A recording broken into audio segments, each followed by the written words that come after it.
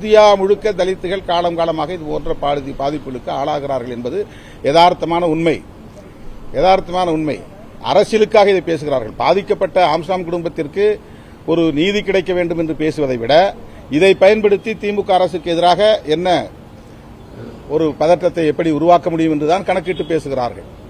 இந்த இடத்திலே எவ்வளவு பெரிய துயரம் எழுந்திருக்கிறது, எவ்வளவு பெரிய பாதிப்பு அந்த குடும்பத்திற்கும் கட்சிக்கும் சமூகத்திற்கும் நேர்ந்திருக்கிறது என்பதை விட இதற்கு யார் மீது பழி போடலாம், எப்படி திமுக அரசு மீது பழி போடலாம் என்று அரசியல் காரணங்கள், அரசியல் ஆதாயத்திற்காக காய்களை இவர்கள் நகர்த்துகிறார்கள்.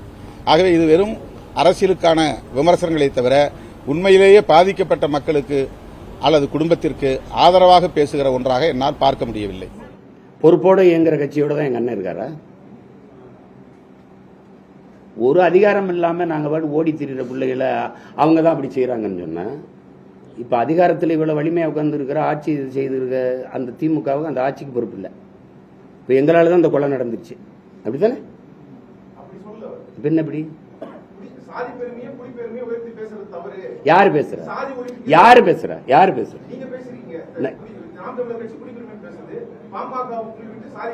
குடிப்பெருமை எங்க பேசுற? இவ வன்னியர்னு பார்த்தா எனக்கு ஓட்டு போடாதேன்னு ஒரு கட்சி தலைமை பேசிருக்கானா? ஜெயங்கொண்டத்தில் ஒரு தாழ்த்தப்பட்ட பிள்ளை ஒரு ஆதி தமிழ் மகனை நிறுத்தினேன்.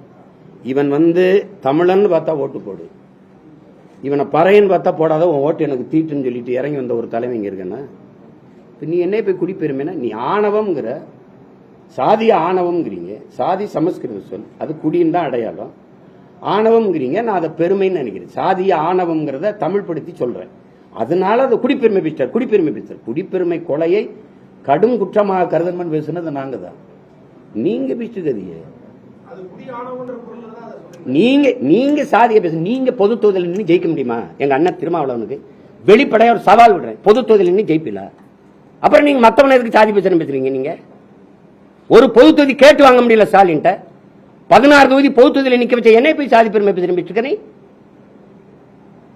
தம்பி, நீங்க சார்ந்து ஒரு அரசியல் கட்சியோட நிக்கிறீங்க. நீங்க திராவிட எதிர்ப்பை கத்துக் கொடுத்தது யாரு? எனக்கு மனசான்றோட பேச சொல்லுங்க. அவரை சொல்லுங்க தம்பி.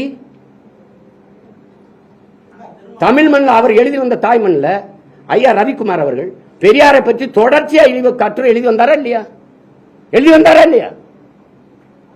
அன்னைக்கு அண்ணன் சுவீரபாண்டியன் என்ன தம்பி இப்படி நாங்க தமிழ் பாதுகாப்புல இருக்கோம், என்ன தம்பி இப்படிலாம் வருதுன்னு போன நான் வன்னியர்கிட்ட கேட்டேன். அவன் ஒரு இதை எடுத்து காட்டுறான்.